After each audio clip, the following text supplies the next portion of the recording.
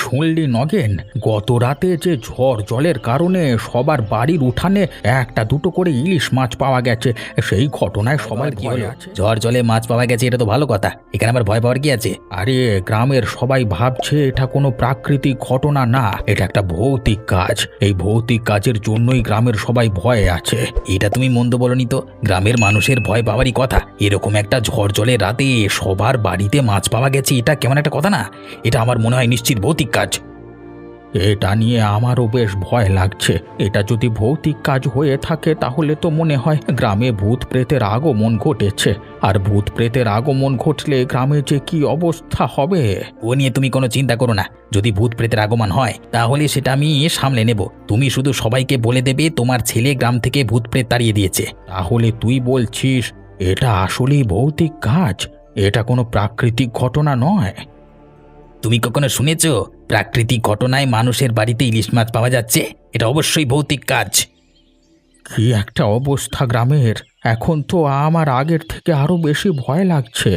অবিনাশবাবু, আপনার আবার কি হয়েছে? এভাবে চিন্তিত হয়ে বসে আছেন কেন? কি আর করব বলো গোপাল, গ্রামে যা শুরু হয়েছে আমি মোড়ল হয়ে গ্রামের মানুষের সমস্যা মেটাতে পারছি না। এটা নিয়ে আপনি চিন্তিত?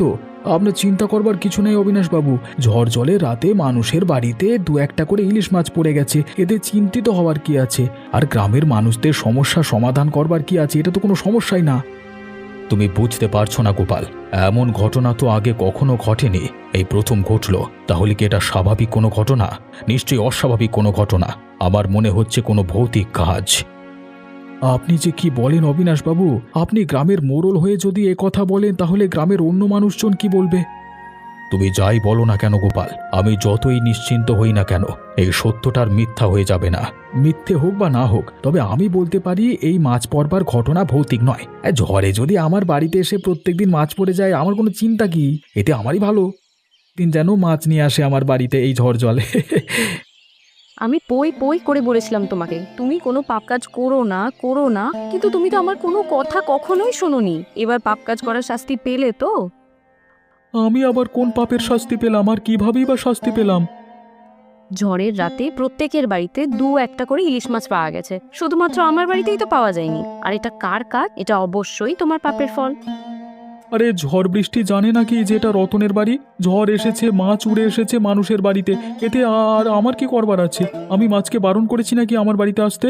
তুমি আসতে বারণ করবে কেন? তুমি যে পাপ করে রেখেছো এটা তারই ফল। মাছ ইচ্ছে করেই তোমার পাপের জন্য আমার বাড়িতে আসেনি। হাসি তো তোমার পাবেই, তাই না? এদিকে সবাই ইলিশ মাছ পেয়েছে, শুধুমাত্র আমরাই কিনা ইলিশ মাছ পেলাম না। তাতে আমি আর কি করব? তুমি আমার উপরে চেঁচাচ্ছ কেন বলো তো? কেন বুঝতে পারছো না? বারবার করে বলছি এটা তোমারই পাপের ফল। পাপ কাজ করো না আর। আমি কি পাপ কাজ করলাম? তুমি কি বলছো? আমার মাথায় কিছুই ঢুকছে না। ঢুকতে হবে না, আর তোমার মাথায় ঢুকতে হবে না। সারা দিন তুমি উপোস করেই বসে থাকো। প্রত্যেকের বাড়িতে আজকে ইলিশ মাছ রান্না হবে, আর আমার বাড়িতে ইলিশ মাছ রান্নাই হবে না। আরে, ছাতার মাথা, বাড়িতেই থাকবো না কলা। কি হলো, মুখ গোমরা করে বসে আছো কেন? তুমি না অবিনাশ বাবুর বাড়িতে গিয়েছিলে? অবিনাশ বাবু তোমাকে কিছু বলেছেন নাকি? অবিনাশবাবু আমাকে কিছু বলেনি, তবে সে যা বলেছে তাতে আমি চিন্তিত হয়ে পড়েছি। কেন, অবিনাশ বাবু কি বলেছে তোমাকে? অবিনাশবাবু বলল গত রাতে ঝড়ে যে মাছ পড়বার ঘটনাটা ঘটে গেছে সেটা ভৌতিক কাজ, গ্রামের সবাই নাকি সেটাই মনে করছে। যদিও আমি অবিনাশবাবুকে বলে এসেছি এসব ভৌতিক কাজ নয়, তবে সবকিছু দেখে শুনে মনে হচ্ছে এটা আসলেই কোনো ভৌতিক কাজ। কি বলছো তুমি? এই বিষয় নিয়ে অবিনাশ বাবু নিজেও চিন্তিত? তবে এটা যদি আসলেই কোনো ভৌতিক কাজ হয় তাহলে গ্রামের মানুষজন তো সব বিপদে পড়ে যাবে। সেই চিন্তাই তো আমি করছি। আমি মনে মনে প্রার্থনা করছি এটা যেন কোনো ক্রমে ভৌতিক কাজ না হয়। অবিনাশবাবু কিন্তু এ বিষয়ে খুব চিন্তিত, জানি না এরপর কি। দেখি ভূতে এসে প্রত্যেকটা বাড়িতে একটা দুটো করে মাছ রেখে গেছে। এটা আসলেই কোনো স্বাভাবিক ঘটনা নয়। প্রথমে মাছ পাওয়ার আনন্দে আমি এসব কিছুই ভাবিনি। আমি তো ভেবেছিলাম প্রত্যেকদিন যদি বাড়িতে এসে মাছ পড়তো তাহলে ভালো হতো আমার, কিন্তু এই মাছ পড়বার ঘটনা যদি স্বাভাবিক না হয় তাহলে তো। থাক, এই নিয়ে তুমি আর চিন্তা করো না। দেখি সামনে কি হয়। আমি পেয়ে গেছি উপায়। হ্যাঁ, আমি ওই ভূতটাকে এই গ্রাম থেকে তাড়াবার উপায় পেয়ে গেছি। কি হলো বাবা, এত রাতে চিৎকার করে উঠলি কেন? কি পেয়েছিস? গ্রামে যে ভূতের উৎপাত বেড়েছে সেই ভূতকে তাড়াবার জন্য উপায় আমি পেয়ে গেছি বাবা। কে তুই তাড়াবি কিভাবে? একটা যজ্ঞের আয়োজন করতে হবে, ওই যজ্ঞ করলেই ভূত এই গ্রাম থেকে পালিয়ে যাবে। তুমি সমস্ত ব্যবস্থা করো বাবা। যজ্ঞ করতে হবে? কিন্তু কেন? আমি বা কিভাবে করব? তোমাকে করতে বলিনি তো বাবা, আমি তো বলেছি তুমি গিয়ে অবিনাশবাবুর কাছে বলবে, অবিনাশবাবু সমস্ত ব্যবস্থা করে দেবে। অবিনাশবাবু যজ্ঞের টাকা কেন দেবেন? বোকার মতো কথা বলছে কেন তুমি বাবা? তুমি তো ভালোভাবে জানো অবিনাশবাবু গ্রামের মোড়ল, গ্রামের ভালো মন্দ দেখবার দায়িত্ব তার। গ্রামের ভালোর জন্য যদি একটা যজ্ঞের ব্যবস্থা করি তাহলে সেই যজ্ঞের টাকা অবিনাশবাবু দেবে না কেন? এটা তো ঠিকই বলেছিস। আমি তাহলে অবিনাশবাবুর সাথে একবার কথা বলে দেখি। একবার কথা বলবে না, তুমি এই বিষয় নিয়ে কথা বলবে, টাকা দিতেই হবে, না হলে এই গ্রাম থেকে এই ভূত প্রেতের উৎপাত কমবে না। গ্রামের মানুষজনদের বাঁচাতে হলে যজ্ঞের টাকা দিতে হবে। আচ্ছা ঠিক আছে, তুমি এখন ঘুমিয়ে পড়ো। আমি কালকেই অবিনাশবাবুর সাথে দেখা করব, তাকে সবটা জানাবো। তিনি অবশ্যই যজ্ঞের জন্য টাকা দিতে রাজি হবেন বলে আমার বিশ্বাস।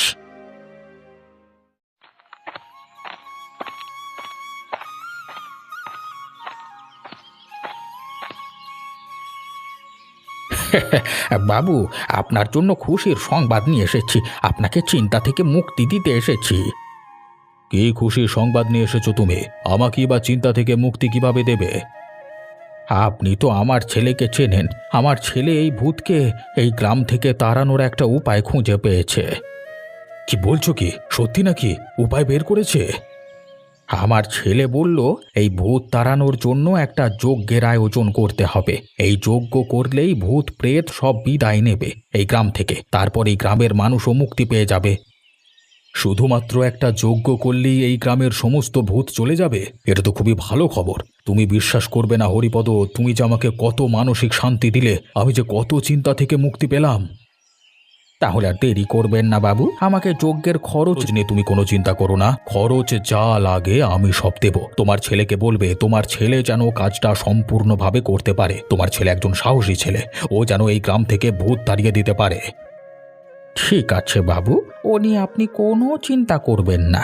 আমার ছেলে একবার যখন বলেছে এই ভূত প্রেত গ্রাম থেকে তাড়িয়ে দেবে, তাহলে দেবেই। আপনি বাকি ব্যবস্থা সব করুন। ও গোপাল দাদা, তোমাকে এমন দেখাচ্ছে কেন? কোথায় যাচ্ছ? আর বলিস না, গ্রামে যা শুরু হয়েছে তাতে আর চিন্তামুক্ত থাকি কিভাবে বলতো? আরে ঝামেলা আবার কে করবে? গ্রামে তো এমনিতেই ঝামেলা তৈরি হয়ে আছে। কেন তুই জানিস না নাকি ভৌতিক ঘটনা? গ্রামের অনেকেই মনে করে এটা ভৌতিক ঘটনা। আমার কিন্তু সেটা মনে হয় না গোপাল দাদা। আমি এটাকে প্রাকৃতিক ঘটনা বলেই ভেবে নিয়েছি। কারণ দেখো, সবার বাড়িতে মাছ আসলেও আমার বাড়িতে কিন্তু আসেনি। ভৌতিক ঘটনা হলে সবার বাড়িতেই মাছ আসবে, তাই না? আমার বাড়িতেই বা আসবে না কেন? এটা প্রাকৃতিক ঘটনাই বটে। কথাটা তো মন্দ বলিসনি। আর তাছাড়া ভূতের কি আর খেয়ে দিয়ে কাজ নেই যে সবার বাড়িতে গিয়ে মাছ দিয়ে আসবে? হ্যাঁ, ভূতের কাজ মানুষের ক্ষতি করা, মানুষকে সাহায্য তো করা নয়। আমি তো সেটাই বলি গোপাল দাদা। গ্রামের সবাই যা বলে বলুক না কেন, আমি এটাকে ভৌতিক কাজ বলে মেনে নিতে পারবো না। আমার মতে এটা প্রাকৃতিক ঘটনা। তুমি এসব নিয়ে আর চিন্তা করো না। এটাকে প্রাকৃতিক না বলি ভেবে নাও, বুঝলে? আমি তো প্রথমে প্রাকৃতিক ঘটনা বলি ভেবেছিলাম, পরবর্তীতে অবিনাশবাবু আমার মাথায় ঢুকিয়ে দিল এটা ভৌতিক ঘটনা।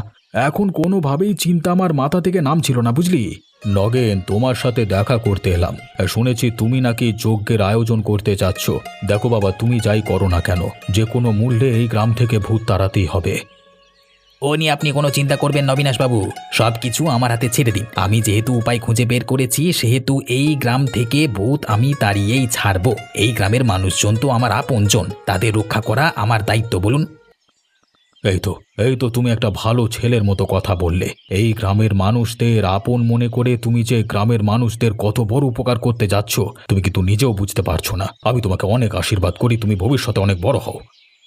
এইভাবে বলছেন কেন অবিনাশবাবু? এই গ্রাম যেহেতু আমার। খরচ নিয়ে তুমি কোনো চিন্তা করো না। তুমি যেহেতু একটা উপায় খুঁজে বের করেছো, খরচ দেওয়ার দায়িত্ব আমার। তাহলে তো আর কোনো চিন্তাই রইল না। আমরা তাহলে খুব শীঘ্রই যজ্ঞের আয়োজন করতে পারি। হ্যাঁ, শুরু করে দাও। এই চিন্তা নিয়ে আমি আর থাকতে পারছি না। ভালোভাবে খেতে পারছি না, গ্রামের মানুষদের দিকে তাকাতে পারছি না। তুমি আর দেরি করো না, তাহলে খুব শীঘ্রই আয়োজন শুরু করো। শুনেছো, গত ঝড়ের মাছ পড়ার ঘটনাটাকে গ্রামের সবাই নাকি বলছে এটা ভৌতিক ঘটনা। ওসব ভুয়ো কথা, ওসব কিছুই না, এগুলো সব প্রাকৃতিক ঘটনা, ভৌতিক কাজ হতেই পারে না। তুমি কিভাবে বলছো শুনি যে ভৌতিক কাজ হতে পারে না? হতেও তো পারে যে এটা ভৌতিকই কাজ। আরে শোনো, ভূতের কাজ মানুষের ক্ষতি করা, মানুষকে সাহায্য করা তো নয়। আর তাছাড়া ভূত সবার বাড়িতে মাছ ফেললো, আমার বাড়িতেই বা কেন নয়? কারণ তুমি পাপ করে বেড়াও, অভিশাপ লেগেছে, আর এই জন্যই তো তোমার বাড়িতে মাছ পড়েনি একটাও। ভূত নিজে কত পাপ করে বেড়াচ্ছে তার হিসেব নেই, আর আমার পাপের কাজের হিসেব নিতে এসছে যত সব। কান পেতে শোনো তো, উঠোনে মনে হচ্ছে না কিছু একটা শব্দ হলো? আমারও তো তাই মনে হলো। আচ্ছা, একবার গিয়ে দেখলে কেমন হয়? যদি কোনো ভূতের কাজ হয়, আমার কিন্তু ভয় লাগছে। হ্যাঁ, বললাম তো এসব ভূত প্রেত কিছুই না। আর তুমি চলো আমার সাথে, আর না যেতে চাইলে ঘরের মধ্যে বসে থাকো, আমি গিয়ে দেখে আসছি। না না না, আমিও যাব, আমিও যাব।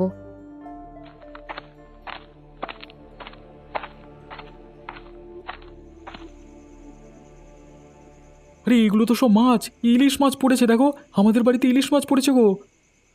এতগুলো ইলিশ মাছ পড়লো আমাদের উঠোনে? তুমি তো খুব বলছিলে আমার পাপের অভিশাপ লেগেছে, তাই আমার বাড়িতে মাছ পড়েনি। এবার অভিশাপের কি হলো, এখন দেখো কত মাছ পড়েছে আমার বাড়িতে। তুমি বেশি বকবক না করে সব মাছগুলোকে কুড়িয়ে আনো দেখি আগে। আজকে আবার ঝড় বৃষ্টি শুরু হয়েছে। এই ঝড় বৃষ্টিতে আবার মাছ এসে পড়ছে বাড়িতে বাড়িতে, আবারও ভৌতিক কারবার। আমারও তো তাই মনে হচ্ছে বাবা। আমিও তো সেই জন্যই বলেছিলাম যে আর দেরি করা ঠিক হবে না, যত দ্রুত সম্ভব যজ্ঞটা করতে হবে। গতবারের তুলনায় এবার মনে হচ্ছে মাছ একটু বেশি পড়ছে। হ্যাঁ, ভূতের হয়তো বুঝতে পেরে গেছে যে আমরা যজ্ঞের আয়োজন করছি, তাই আমাদের উপরে রেগে আছে। আর দেরি করা চলবে না আমাদের, যত দ্রুত সম্ভব যজ্ঞের আয়োজন শুরু করে দিতে হবে। এইভাবে প্রতিদিন চলতে থাকলে পুরো গ্রাম ধ্বংস হয়ে যাবে। কিন্তু ভূতেরা কোনো ক্ষতি না করে শুধু বাড়িতে বাড়িতে মাছ ফেলছে কেন? ভূতেদের ক্ষতি করবার অনেক ধরনের কায়দা আছে, এটাও হয়তো সেরকমের একটা কায়দা। এই ধরো, প্রতিদিন যদি মাছ এভাবে ফেলতে থাকে, দেখা যাবে একদিন এই মাছ খেয়ে গ্রামের সব মানুষ অসুস্থ হয়ে গেছে। এটা তো খুবই খারাপ কথা। ঠিক আছে, আমরা আর দেরি না করে খুব শীঘ্রই অবিনাশবাবুর সাথে আলোচনা করে যজ্ঞটা শুরু করে দেব। অবিনাশবাবুর সাথে আর কথা বলতে হয় না বাবা, অবিনাশবাবুর সাথে আমার কথা হয়ে গেছে। তিনি বলেছেন সব খরচ দিয়ে দেবেন যেন যজ্ঞের আয়োজনটা শুরু করি। তাহলে আমার আর চিন্তাই রইল না।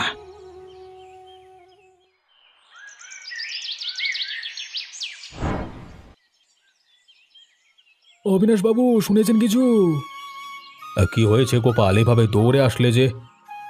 বাবু, রেডিওতে যে খবর শোনাচ্ছে, আপনি কি রেডিওর খবর শোনেননি? না তো, আমি তো রেডিওর কোনো খবর শুনিনি। কেন, কি হয়েছে? আরে রেডিওতে বলছে গত রাতে যে ঝড়ের ঘটনা ঘটে গেছে সেটা নাকি ঘূর্ণিঝড়ের কারণে হয়েছে। ঘূর্ণিঝড়ের কারণে বিপুল পরিমাণ মাছ ওপরে উঠে এসে সবার বাড়িতে বাড়িতে গিয়ে পড়ছে। এটা আসলে ভৌতিক কোনো ঘটনা নয়। কি বলছো তুমি? তুমি সত্যি সত্যি রেডিওতে এই খবর শুনেছো?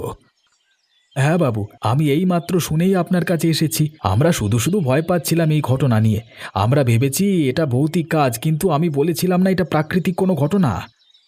তাহলে নগেন যে বললে এটা ভৌতিক কাজ, আর এই ভৌতিক ঘটনাকে থামানোর জন্য ও একটা যজ্ঞের আয়োজন করছে।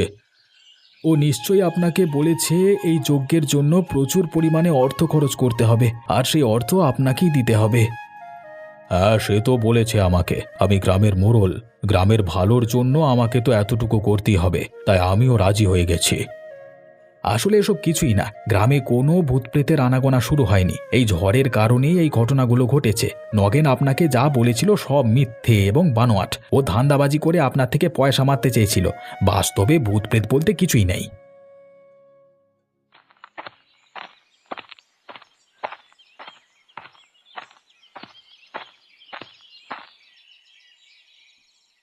এই রতন, শুনেছ বোধ হয় আমার ছেলে একটা বিশাল যজ্ঞের আয়োজন করেছে। তোমরা কিন্তু অবশ্যই আসবে। আপনার ছেলে যজ্ঞের আয়োজন করেছে কেন? বারে, গ্রামের সবাই জানে আর তুমি জানো না? গ্রামে যে ভৌতিক কারবার শুরু হয়েছে, সেই ভৌতিক কারবার বন্ধ করবার জন্যই তো আমার ছেলে যজ্ঞের আয়োজন করছে, বিশাল বড় যজ্ঞ। আপনার ছেলে বলেছে এগুলো সব ভৌতিক ঘটনা, তাই না? আসলে এগুলো সব প্রাকৃতিক ঘটনা। গোপাল দাদা সকালেই রেডিওতে সমস্ত খবর শুনেছে। আসলে ঝড়ের মধ্যে ঘূর্ণিঝড়ের কারণে বিপুল পরিমাণে মাছ নদী থেকে উঠে ওপরে চলে এসেছে। ওসব লোকজন কত কিছুই না বলবে, সবাই তো আর ভূতে বিশ্বাস করে না, তাই এসব খবর ছড়াচ্ছে। আসলে সব ভৌতিক কারবার, সেই জন্যই তো আমার ছেলে যজ্ঞের আয়োজন করছে। দেখুন, আমার সাথে এসব বলে লাভ নেই। আমি এসব কিছু বিশ্বাস করি না, আর করবও না। আমি মনে প্রাণে বিশ্বাস করি এটা একটা প্রাকৃতিক ঘটনা, এর সাথে ভৌতিক ঘটনার কোনো সম্পর্ক নাই। আপনি একটা কাজ করুন, আপনার ছেলেকে গিয়ে থামান, ওকে বুঝিয়ে বলুন এটা আসলে প্রাকৃতিক ঘটনা। আপনার ছেলে শিক্ষিত হয়েও ভৌতিক কারবারে বিশ্বাস করে কিভাবে? আমার ছেলেকে নিয়ে বাজে কথা বলো না। ছেলে শিক্ষিত হয়েছে বলি গ্রামের সবার ভালোর জন্য যজ্ঞের আয়োজন করছে। কই তোমরা তো একটু উপায় বের করতে পারলে না? আমার ছেলে শিক্ষিত হয়েছে বলেই উপায় বের করতে পেরেছে, নিজেরা তো কিছু করতে পারে না, লোককে আবার কাঠি করে।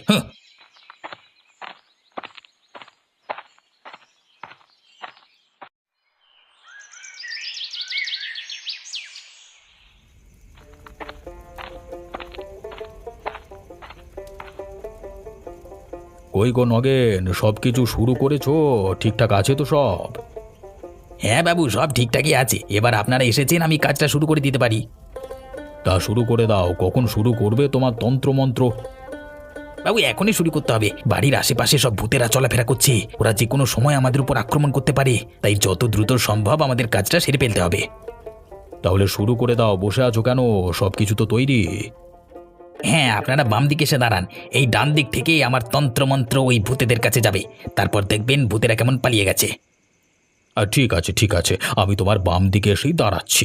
গোপাল, তুমি এসো আমার পাশে এসে দাঁড়াও। কখন আবার ভূত চলে আসে তার তো বিশ্বাস নেই। হ্যাঁ, আপনারা সবাই সাবধানে থাকবেন। হ্যাঁ, আর আমি আছি তো, আপনারা কোনো চিন্তা করবেন না। আমি থাকতে ভূত আপনাদের কোনো ক্ষতি করতে পারবে না। দেখো ভাই, তোমার উপর ভরসা করেই তো আমরা এখানে এসেছি। আমাদের একটু রক্ষা করো, কি বলেন অবিনাশবাবু? কি আর বলবো গোপাল, এসব কারবার দেখে আমার হাসি পাচ্ছে। নগেন কি মন্ত্রই না পড়বে আর ভূতই বা কোত্থেকে পালাবে, আমি তো কিছুই বুঝতে পারছি না। আমিও তো সেটা দেখবার জন্য অপেক্ষা করছি অবিনাশবাবু। আরে আপনারা তো কথা বলছেন কেন? কথা বলবেন না। কথা বললে আমার তন্ত্রমন্ত্রে ভুল হতে পারে। আরে হয়েছে হয়েছে, তুমি তোমার নাটক বন্ধ করো। তুমি যে কত তন্ত্রমন্ত্র পড়বে তা আমি আর অবিনাশবাবু বেশ ভালোভাবেই জানতে পেরে গেছি। আমার খুবই হাসি পাচ্ছে গোপাল, এই ছেলেটা নাকি তন্ত্রমন্ত্র দিয়ে ভূত তাড়াবে।